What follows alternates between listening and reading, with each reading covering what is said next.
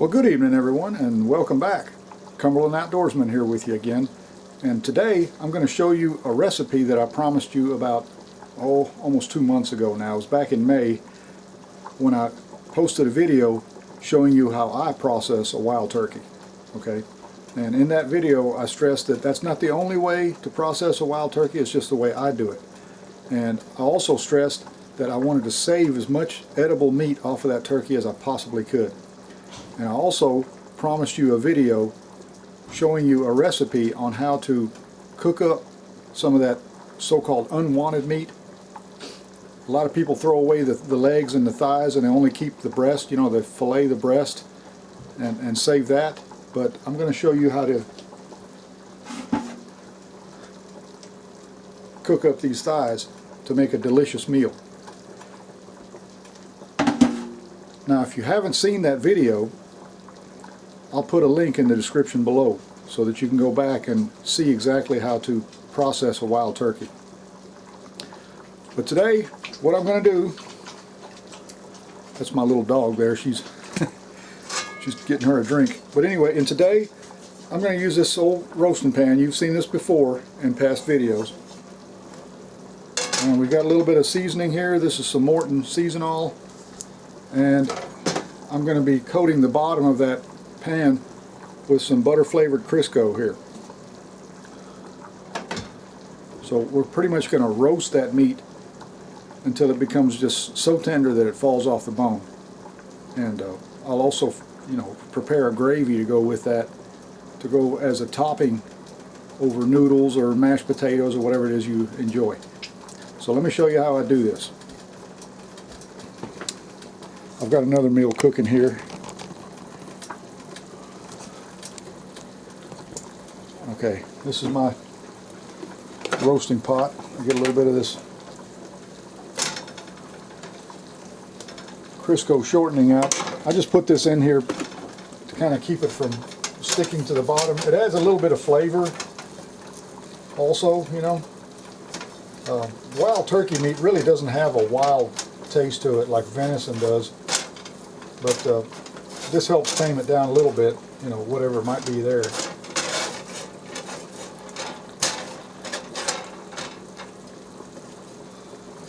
Okay, that's what you want. You want it coated real nice like that. There's some fat that's on these turkey thighs here. There's a little bit of fat on there. Leave that on there because that'll just add to the flavor of the meat. All that fat will actually melt off. Here's a little bit of meat off of the wings that I saved.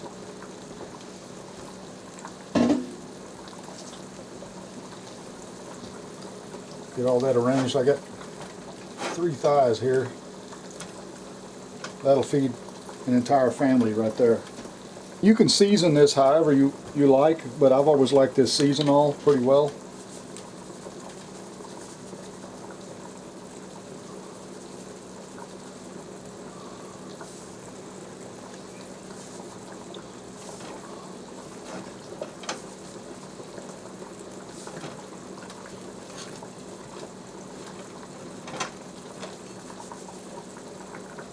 When you have Thanksgiving dinner, you eat the drumsticks and the thighs of the turkey that you're preparing during Thanksgiving. So why not eat the same thing when you're cooking up a wild turkey? This is relatively simple and easy. And if you ever try this, I guarantee you that you won't be throwing these thighs away anymore. You'll be saving them just like I do.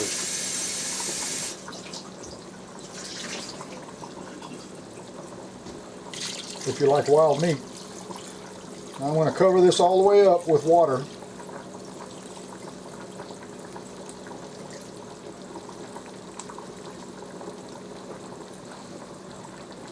And we'll add a little bit more.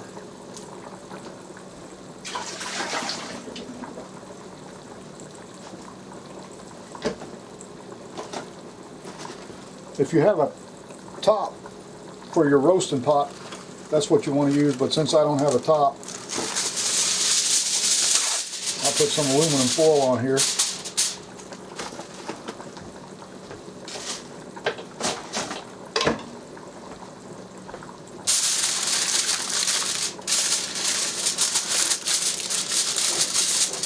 And I'll just poke a few holes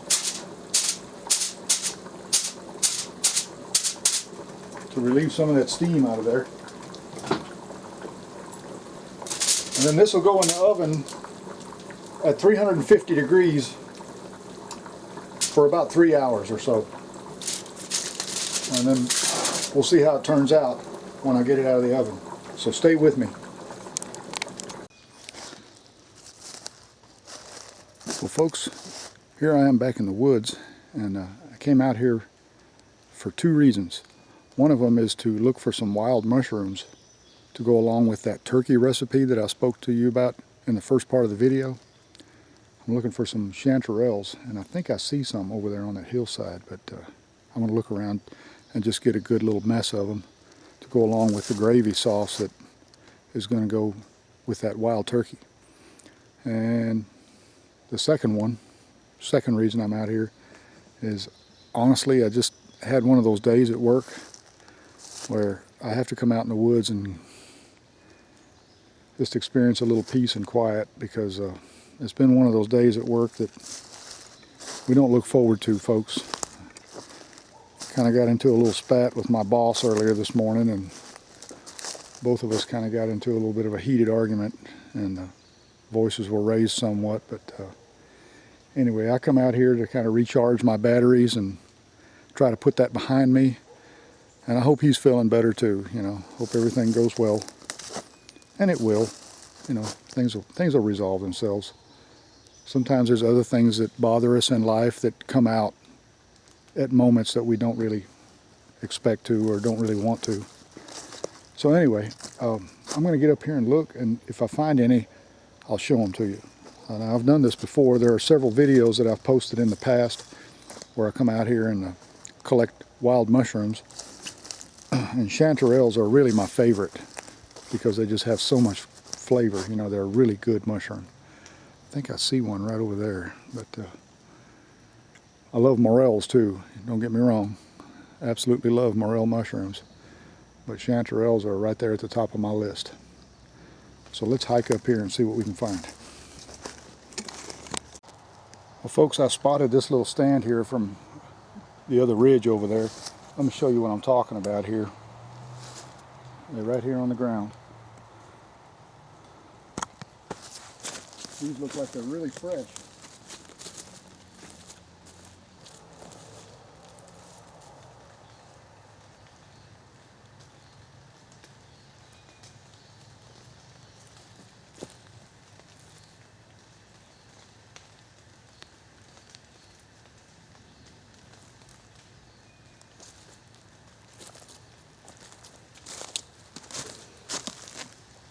Here they are. These are really fresh. Good and firm. Conditions have been a little bit dry, but a few days ago we had some rain come through, and it rained about 3 days in a row now, off and on. We had showers come through, and the forest floor is pretty moist now, and that makes for good growing conditions for these mushrooms. So let me go ahead and gather the rest of these. There's one right there, and one up there, another one, some right here behind me. So I'm going to go ahead and harvest these.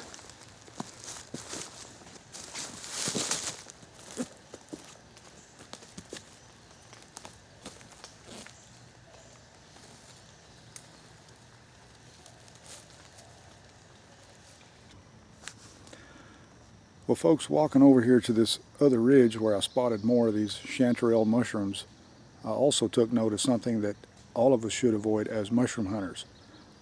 Mushroom hunting can be a very serious thing, so I urge you to only stay with what you know 100%. And if there's any doubt, don't take a chance. Here's something I don't have any doubt about either, and that's to the toxicity and poisonous level of this mushroom right here. This is the destroying angel. Okay, they're pure white, They have white gills at the bottom, and they have this bulb here that's in the ground. They have a small skirt right here. One bite from one of these is enough to kill you. So avoid these at all costs. They don't look anything like chanterelles, and they really don't look like anything else that's edible. You know, they have that long, slender, very elegant look to them, and they don't look evil or look bad or anything. But these are bad news, folks. These are deadly poisonous. Avoid these at all costs. I try not to handle them too much, but I wanted to show you in this video what they look like up close. So if you run across any of those, leave them alone. Don't mess with them. But anyway, I'm going to go on up this hill. I see some more chanterelles in a distance there. So it looks like some smaller ones, but there may be some good ones in there. And I've found several nice ones here. I'm finding two varieties of chanterelles. There's the smooth chanterelle, like this one here. And then there's the golden chanterelle. And you can see they're not smooth on the bottom. They have branched ridges that go all the way down into the stalk here. Both of these are choice edibles. And there's only one other poisonous mushroom that looks anything like these, and it's called the jack-o'-lantern. Okay, but the thing about jack-o'-lanterns, they usually grow much larger, and they grow in clusters at the bases of old trees, dead and dying trees, and also where trees have been uprooted. And when you cut them, they have kind of a hollow section inside the stem. So just avoid the jack-o'-lantern and make sure you know what they are. Chanterelles grow on the forest floor. They grow on the ground, generally speaking. And they'll be in colonies, but they're not usually clustered up all together like jack-o'-lanterns are. And jack-o'-lanterns have a much brighter orange color than chanterelles, in my opinion. And I can spot them in a minute. You know, as soon as I see them, I'm like, oh yeah, that looks like jack-o'-lanterns, and most of the time that's what it is. If I see any here, I'll point them out to you. But in my first video, I found a big cluster of them, and I showed you what they looked like then. So if you want to see what jack-o'-lanterns look like, look in my first chanterelle mushroom hunting video. You'll see them there. So let's go up here and see what else we can find. I think there's some more chanterelles growing right up the hill here.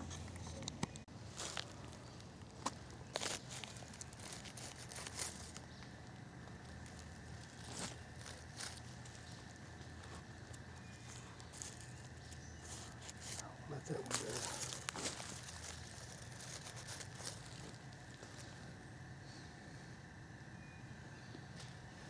Well, folks, we're finding some really nice ones, very fresh. You can tell how solid the stems are. There's no worms in them or anything. These are just really, really fresh. And boy, they smell so good. They have a real fresh, earthy smell. And they smell a little bit like apricots to me, you know, but some of them are a little stronger than others. But I'm glad I came out here in the woods today and brought you along with me. I'll get these mushrooms home and show you how I cook them up and get them ready for our wild turkey recipe. And I'll tell you what, I feel better already just coming out here, because just being in the woods, especially in the summertime after a summer rain, it just makes the forest smell really come out. You know, there's such a fresh and reviving energy to it all. I think it's really good for a person to go out here and hike around in the woods and just take it all in. You know, it's good for your body and it's good for your mind, and that's one of the reasons I love to come out here. I mean, what do you hear? I hear wild birds. I hear some insects. I hear droplets coming out of the trees, raindrops. And that's about all I hear. It's just peaceful and quiet. That's the way I like it. So let me go ahead and gather some more of these up, and we'll be in the kitchen and I'll show you how I prepare these. Okay folks, now that I'm back home, I got all these mushrooms cleaned. I washed them and then I like to let them air dry on a paper plate like this before I get ready to cook them.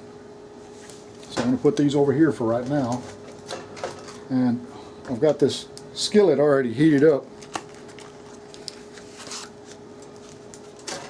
What I want to do first is melt some butter, and this is unsalted butter. You can use whatever kind that you want, but I like to use unsalted butter because I want to try to save as much of the flavor of those mushrooms as I possibly can. So anyway, we're going to melt this butter on down.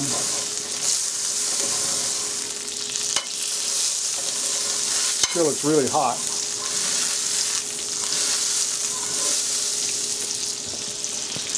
Show you what I got going on here.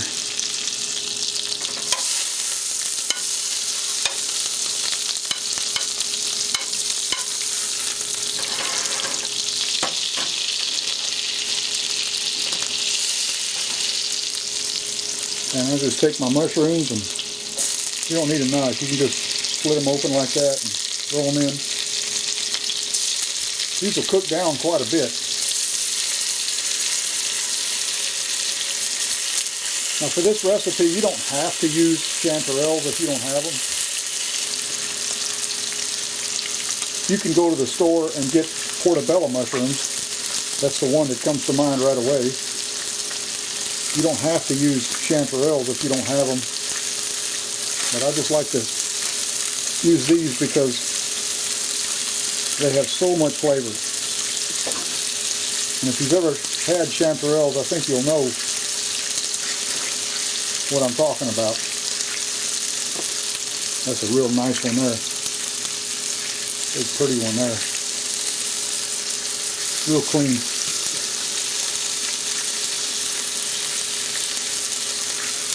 I've always loved wild mushrooms.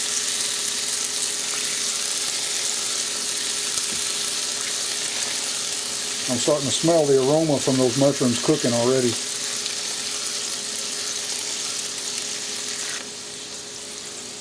We'll let these cook down, and then I'll make a gravy with these mushrooms in it. And that'll all be added to our wild turkey meat. So let me go ahead and get the rest of these sorted out and in the skillet, and I'll be back with you after they get done cooking. Okay, when these mushrooms are about half done, I like to add some diced onion to them. This is one small onion for this amount of mushrooms here.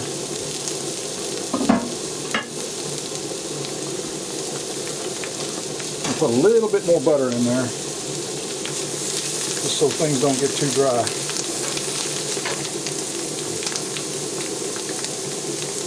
The onions kind of help accentuate the flavor of the mushrooms.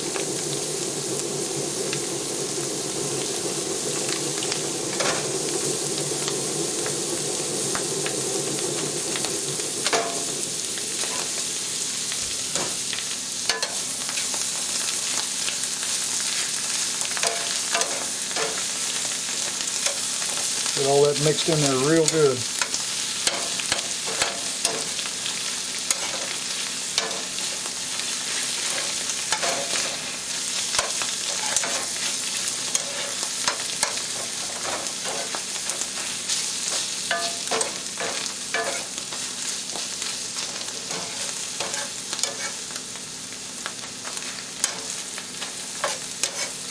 I really like cooking in one of these old iron skillets because the heat so nice and even. You know, you don't have just one section where all the heat is. It distributes the heat out nice and even, so you get a good consistent flavor. So this smells really good. I wish you knew how well this really smelled. It's just absolutely great. So I'll let those onions cook in there for a little bit, and then I'm going to add a little bit of cream to that.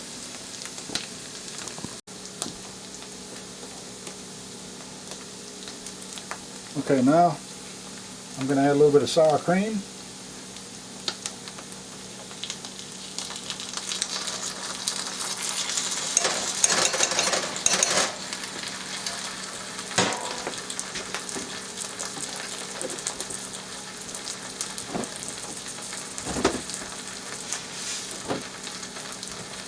also some milk.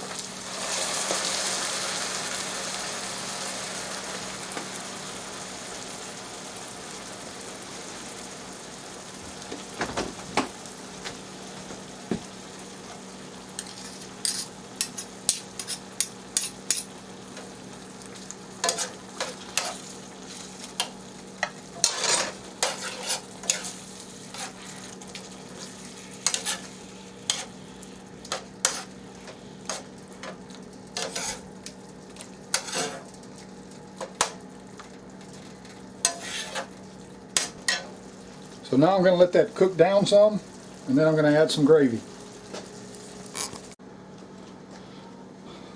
Okay, what I did is I mixed up some brown gravy. They come in the packets. I like the low sodium kind. There's 3 packets in here with some water, and I put it in here with these mushrooms while they're cooking.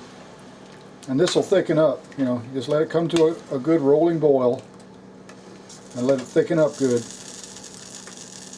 It's got that cream in it and everything else, so let that come to a rolling boil, and then we'll put that in with our meat.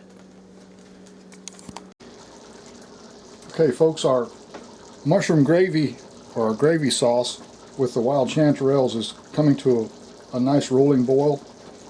I like to add a little bit of red wine vinegar. It gives it just a little bit of zest. And you can put however much you want in there, but I'm just going to add a little bit to it here till I get it the way I want it. Okay folks, I've let my mushroom gravy sit for a while, and I think I got this meat pretty well tenderized. Let's see what it looks like here.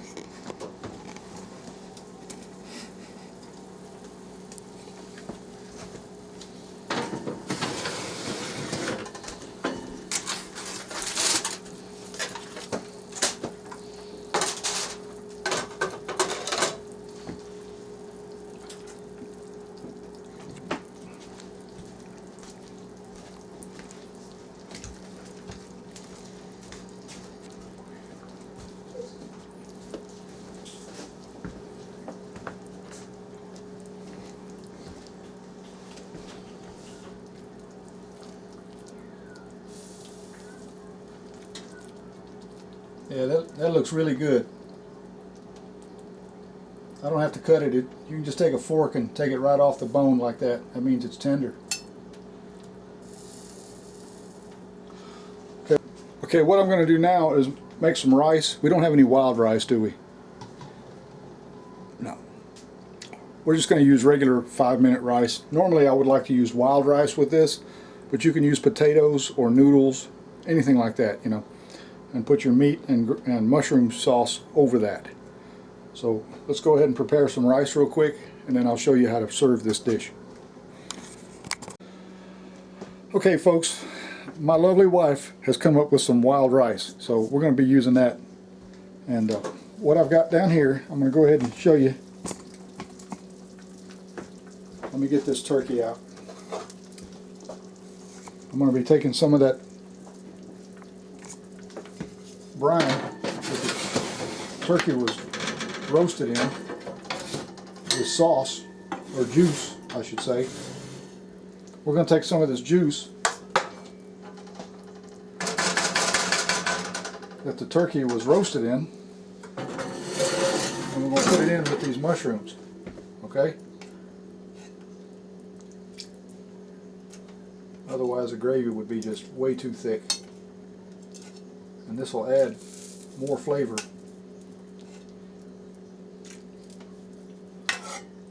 to all of this.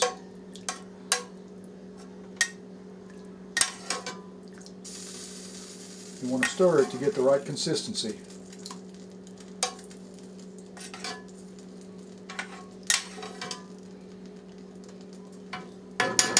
That's smelling really, really good, folks. Really good.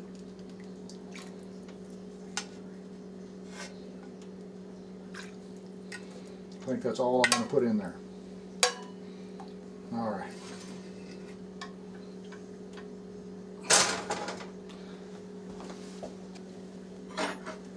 Now then,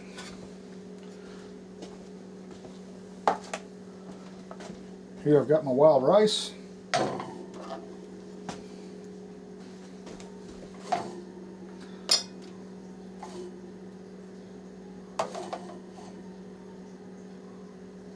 ahead and shut this off.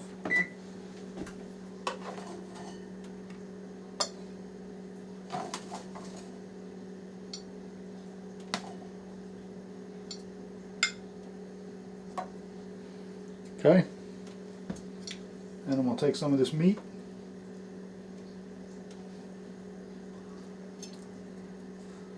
There's a little bit of white meat in here, but I'm going to make this whole plate with this dark meat from the thighs, wild turkey thighs. Ooh, that's hot.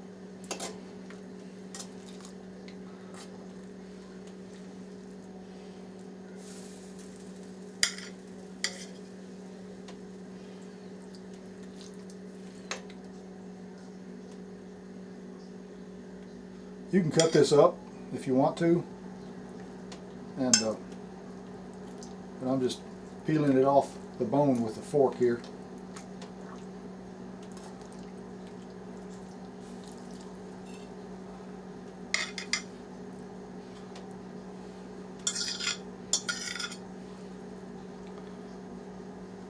And then we're going to take some of this wonderful mushroom gravy here.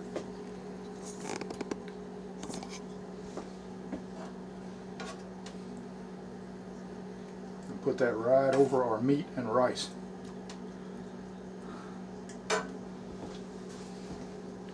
And there you have it. You can add a little bit of vegetable if you'd like. I always put a little bit of these red cabbage. This is Aunt Nellie's red cabbage. Right there on the side.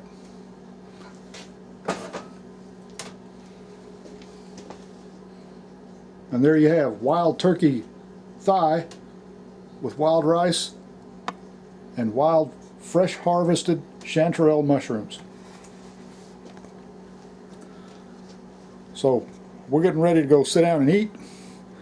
Do a little taste test here real quick.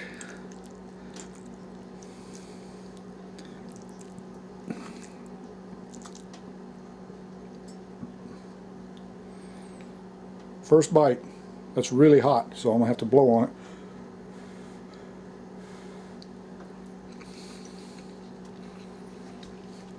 Let me tell you something. There is nothing wrong with that. That is absolutely delicious. Okay, folks, that's one way to prepare that dish. There are other recipes out there. So remember, if you're a turkey hunter and you've been throwing away your dark meat, like your thighs and your legs, this is one recipe that you can follow. There are lots of others. This is just one of them, and I promised you that I would show you one of my recipes. And I guarantee you, if you cook it this way, it'll put a smile on your face. So remember, if you like to go hunting, fishing, camping, shooting, hiking, whatever it may be, I hope you enjoy it as much as I do. And remember also, hit the like button and subscribe. That way you'll know when more videos like this will be coming your way. So until next time, my friends, y'all take care of yourselves, stay safe, and enjoy the great outdoors. I'll see you.